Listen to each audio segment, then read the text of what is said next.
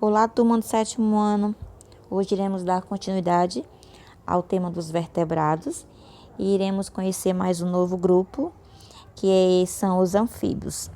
Então, vocês podem observar pelo início da aula do que se trata esses animais, né? São os sapos, as rãs, as pererecas.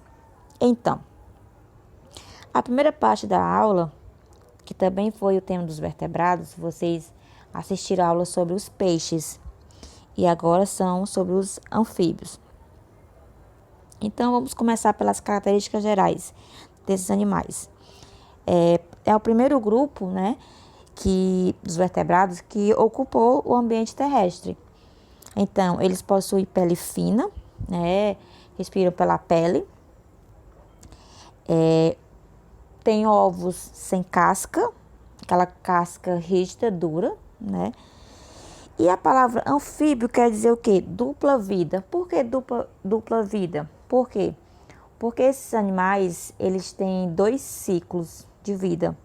O primeiro se inicia na água e depois que eles estão se desenvolvendo, estão crescendo, que vira o adulto, eles passam a viver na terra, a pasta terrestre.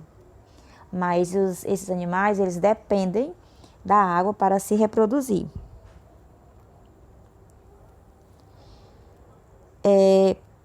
A maioria desses anfíbios, eles são tetrápoda, que quer dizer o quê? Vertebrados que possuem 4 patas. Então, esses animais, eles estão adaptados a saltos, né? Tem pessoas que quando, por exemplo, as rãs pulam em cima de alguma coisa, de alguém, as pessoas costumam a se espantar, né? Mas isso é uma característica desses animais. E outra característica desses animais é que eles possuem ventosas adesivas. Então, nas suas patas, tem como fosse um adesivo, onde eles pulam, né, no local, no abstrato, eles ficam fixos. Funciona como uma cola, né? Serve para fixar o animal naquele local. Ele possui a pele muito flexível, fina, lisa e úmida, né? Então, é rica em glândulas. Então, esses animais, de forma geral, né? Eles, por possuir essas glândulas, quando o caçador, né, tende a pegar essas presas, eles, por autodefesa, liberam uma secreção, né, pelas suas glândulas. Então, essas glândulas servem como defesa para esses animais. Eles têm outras características chamadas de pestilotérmicos, que quer dizer o quê? Esses animais com que a temperatura varia, né, muda de acordo com o ambiente que eles estão. Eles também são chamados de animais de sangue frio. Então, vocês podem se perguntar por que sangue frio? Como já foi dito, né, esses animais, eles possuem 2 ciclos de vida. O início é na água. Eles dependem da água para sobreviver.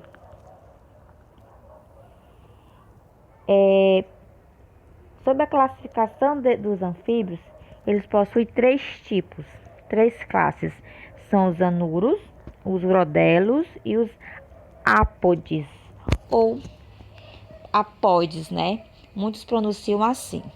Então, tem cerca de 4.000 espécies conhecidas no mundo, né?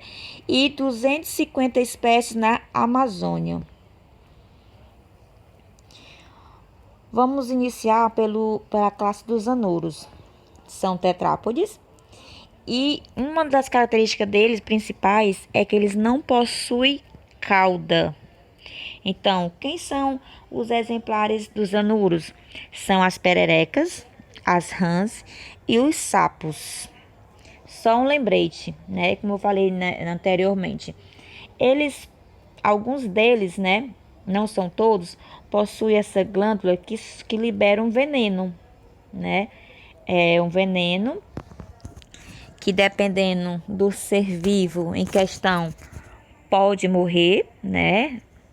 mas assim, mais é para espécie pequena, mas tomamos muito cuidado, viu? Porque não é porque você acha que conhece aquele animal que você vai querer brincar e pegar, sem conhecer realmente de fato o que ele possui, né? A outra classe são os chamados urodelos. Também são tetrápodes, possuem o corpo alongado e tem cauda, né? Quem são as espécies dessa classe? São as salamandras, os tritões, né? E os axolotes. Vocês podem observar pela imagem, eles parecem mais como se fossem lagartos, mas não são lagartos. Eles são classificados e considerados anfíbios. E a outra classe são os apóides, né? Os ápodes. Eles não possuem patas e têm um corpo cilíndrico. Eles têm aparência mais como se fossem cobras, mas não são cobras, né? São anfíbios. Um exemplo dele é a cobra cega, ou também chamada de cecília. E lembrando, gente, que a cobra cega, a cecília, não se confiem, né? Vocês não conhecem, não tem uma base, um estudo de reconhecimento. Então, animais assim, a gente não pode brincar, né? Então, se você em algum momento, em algum local ver, não tente se aproximar por você não conhecer esses animais, tá? Sobre a nutrição e digestão desses animais. Então, eles são carnívoros. Eles possuem uma língua presa, né, no anterior da boca. É aderente e pegajosa. Vocês podem observar que quando eles vão se alimentar, eles esticam a sua língua, né? Elas estão presas na boca. Então, eles esticam a língua e conseguem prender, né? No caso, o seu alimento. Ainda falando de nutrição e digestão, esses animais possuem um sistema digestório completo. Lembrando a vocês que quando o animal tem um sistema digestório completo, eu quero dizer o quê? Que ele inicia a alimentação na boca e finaliza no ânus, né? Porque o alimento entra, depois de ser aproveitado e reaproveitado, eles são excretados. Então, falando de nutrição e digestão desses animais, que eu falei de excretados, no lugar de ânus, a gente chama de cloaca, né? Essa cloaca, gente, é uma estrutura, é um canal que é destinado a receber, né, dejeções, né? Quando eu falo dejeções, eu quero dizer o quê? Como ele vai funcionar como excretor, ela vai excretar o quê? Fezes, esperma e os ovos desses animais. Já a respiração, esses animais respiram por brânquias, pulmões e pele. Outro lembrete, brânquias, né? É quando eles são animais jovens, eles estão no início, né? Que é girino e a larva. Depois que eles se desenvolvem, que eles se formam adultos, eles começam a respirar por pulmões e pela pele, também chamamos de cutânea. Sobre a circulação. Circulação tem a ver que circulação do sangue, né? Então, eles possuem circulação fechada, dupla e incompleta. Quando eu falo circulação dupla, quer dizer o quê? É aquela que o sangue passa 2 vezes pelo coração a cada ciclo. Já a circulação dita incompleta é quando ocorre a mistura entre sangue venoso e arterial no sangue, né? Esses animais, ele não tem, vamos dizer, ele não possui aquelas, como assim, quando nós chegarmos os mamíferos, vocês vão perceber a diferença da circulação desses animais anteriores, né, como os peixes e os anfíbios, Quando chegarmos nos répteis, nos mamíferos, você vai entender realmente a diferença entre essa circulação. Órgãos sensoriais desses animais, né? Então, eles têm a visão bem desenvolvida, glândulas lacrimais e as pálpebras. Também tem a adição e a fala, né? Eles têm um ouvido desenvolvido, né? Na água e no ar. E esses animais também produzem sons. Vocês podem perceber, ou já perceberam, que eles fazem, né? Um tipo de sons diferenciados. Reprodução dos anuros. Então, como eu disse, esses animais dependem da água para se reproduzir. Então, tem um ritual pré-nupcial, né, desses animais, o amplexo e o coachá. Esse amplexo é a posição de cópula dos anuros em que os machos estimulam a liberação dos ovos pelas fêmeas. E o coachá, né, é um som que esses animais faz, né, para chamar a atenção das fêmeas. A fecundação é externa, né?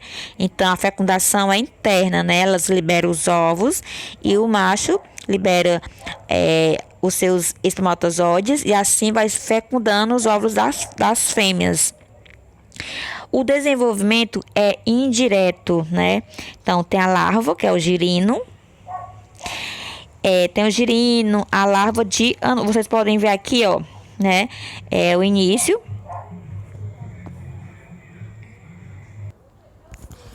E tem o dimorfismo sexual, né? Fêmeas não coacham, né? Então, quem faz o barulho todo é o macho. Quando eu falei dimorfismo sexual, quer dizer o quê? O macho e a fêmea são da mesma espécie, mas são diferentes da forma externa.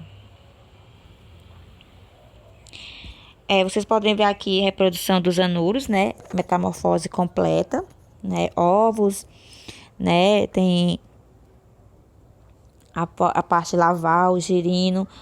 É a parte quando eles vão perdendo a sua cauda e ganhando, desenvolvendo as suas patas. A reprodução dos ápodes e urodelos, né? A fecundação interna, né? O macho fecunda, copulando dentro da fêmea. São ovovíporas e ovíporas. Qual é a diferença entre ovovíporas e ovíporas? As ovovíporas, o embrião se alimenta, né, a partir das reservas do ovo e não dentro do corpo da mãe. E as ovíporas, o que produz ovos que se desenvolve e eclodem fora do corpo da mãe, né? Então, elas reproduzem, né? Produzem os ovos, mas eles desenvolvem fora do corpo materno. Então, pessoal, sobre os anfíbios foi isso que eu quis passar. Vocês irão praticar seus estudos resolvendo a atividade das páginas 219 a 221. E em seguida vocês irão construir um mapa mental sobre os anfíbios. Nos encontraremos na próxima aula. Até mais!